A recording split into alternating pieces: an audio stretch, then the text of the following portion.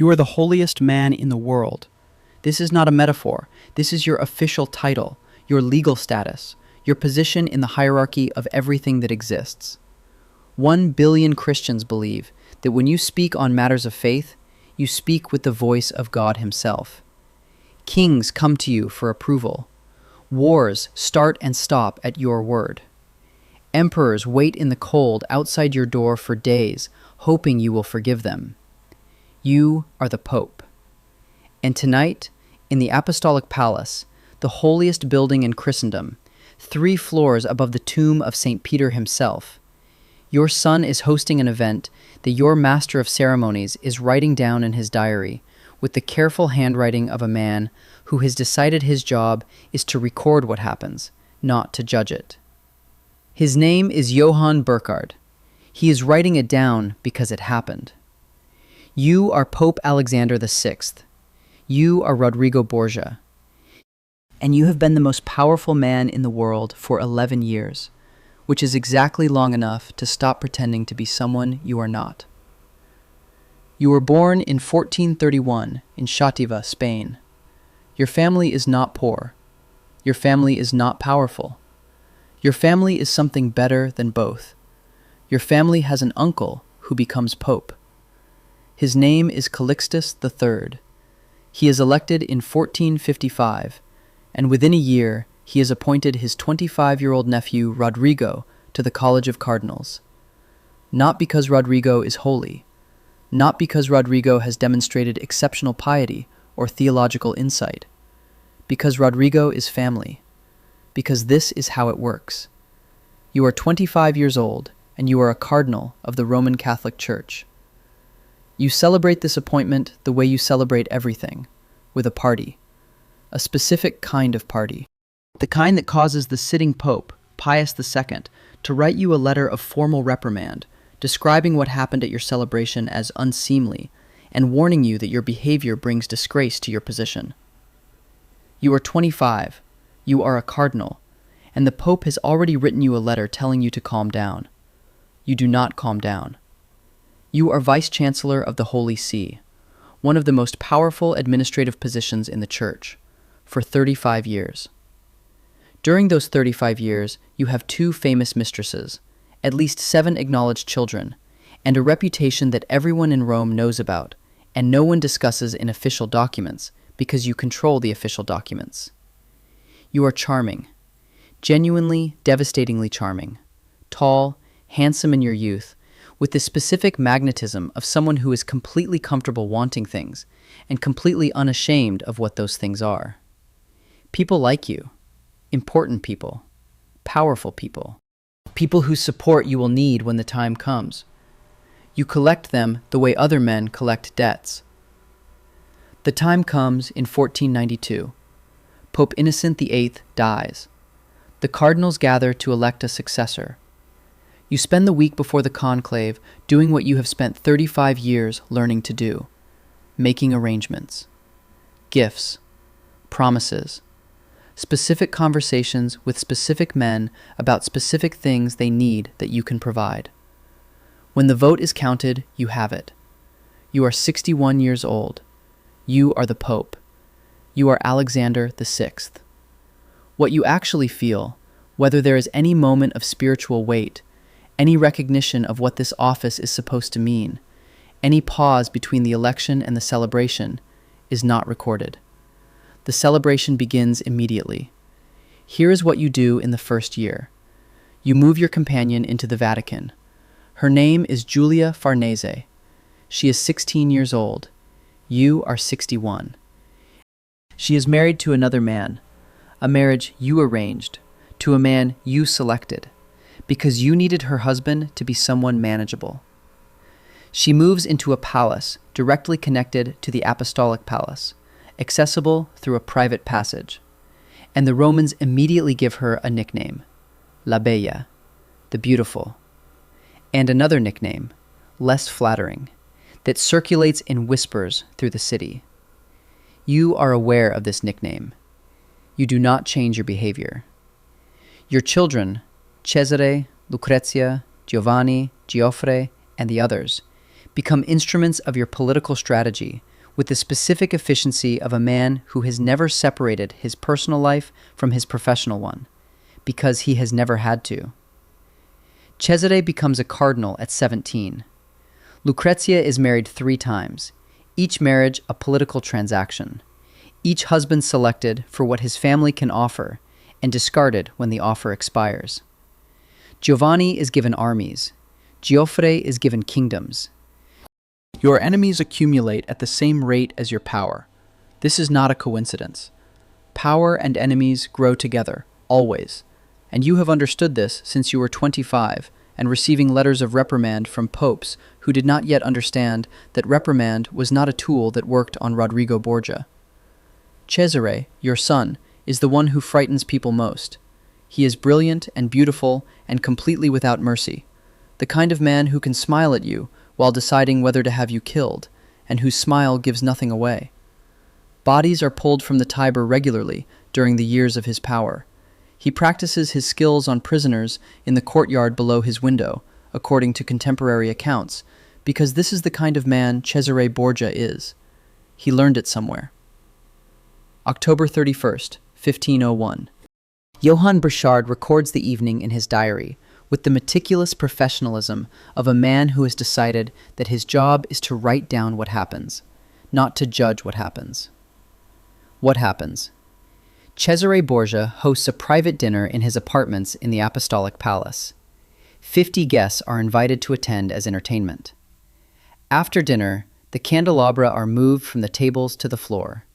Chestnuts are scattered across the marble. A competition is announced. Prizes of silk tunics, shoes, and fine goods are offered to whoever performs best. You are there.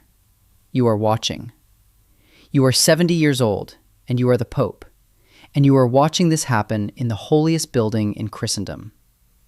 Burchard writes it all down. His diary is stored in the Vatican's secret archive. It stays there for 300 years.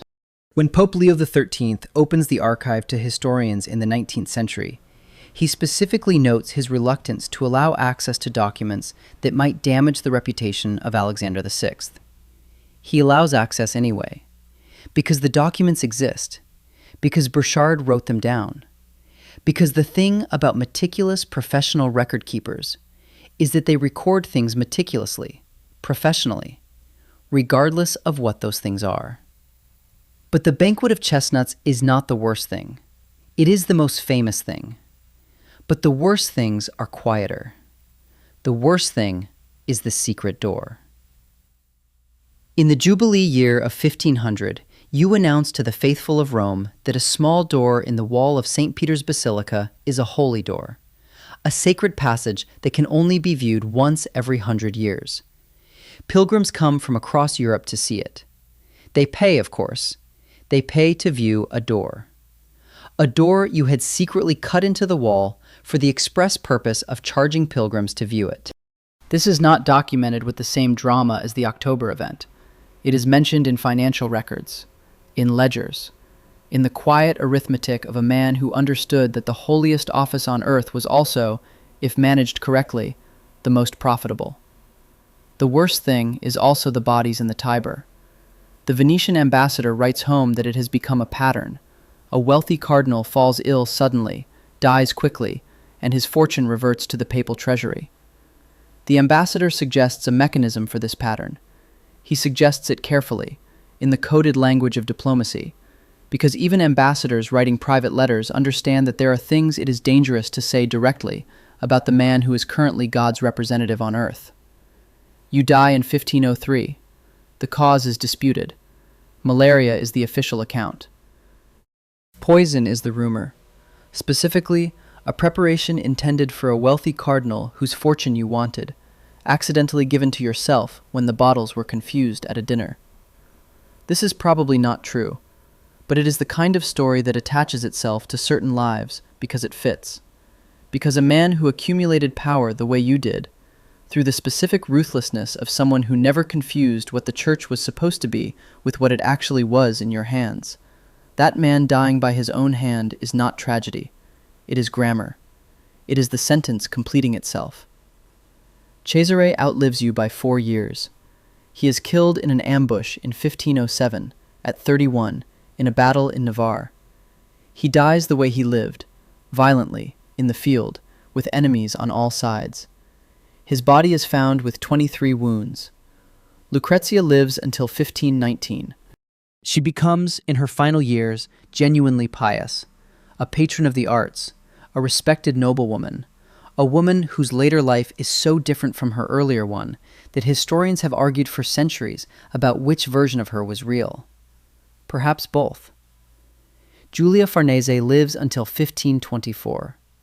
Her brother Alessandro, who owed his early career entirely to her position as your favorite, becomes Pope Paul III in 1534. The Farnese family rises to one of the great dynasties of Rome. Your papacy is the reason the Protestant Reformation happens. This is not a metaphor either. Martin Luther nails his 95 Theses to the door of the church in Wittenberg in 1517, 14 years after your death. And among his central arguments is this: the church has become corrupt. The church has prioritized worldly power over spiritual truth. The church is not what it claims to be. He is not wrong. He is describing, among other things, you. The schism that follows, the Reformation, the Counter-Reformation, the religious wars that kill hundreds of thousands of people across Europe for the next century, begins, in part, because of what happened in the Apostolic Palace, because of the bodies in the Tiber, because of Burchard's diary, because of what happened on the night of October 31st, 1501. Johann Burchard's diary is in the Vatican Library. You can request access. Scholars do, regularly. They put on the white gloves and they sit in the reading room and they read his careful handwriting, his precise Latin, his professional accounting of everything that happened during the papacy of Alexander VI. He wrote it all down, not as accusation, not as scandal, as record. Because Burchard understood something that you, perhaps, did not. That the office you held was not yours. That the building you used was not yours. That the power you wielded was borrowed from an institution that would outlast you by centuries, and that someone would eventually read what happened in those rooms. Someone always reads what happened in those rooms. Here is what they read. A man was given the most sacred office in the Christian world.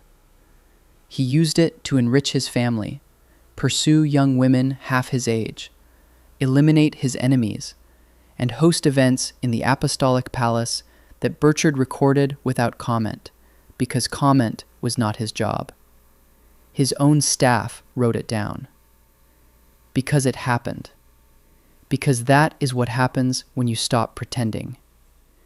Because the distance between God's representative on earth and the man handing out silk prizes in the holiest palace in Rome is, as it turns out, exactly one good party and a diary that no one could bring themselves to destroy. That's how it sometimes works. Not with angels, not with divine intervention, not with the machinery of heaven that 1 billion people believed was operating through your hands. Just a man, just a palace, just a diary in an archive, and chestnuts on the floor.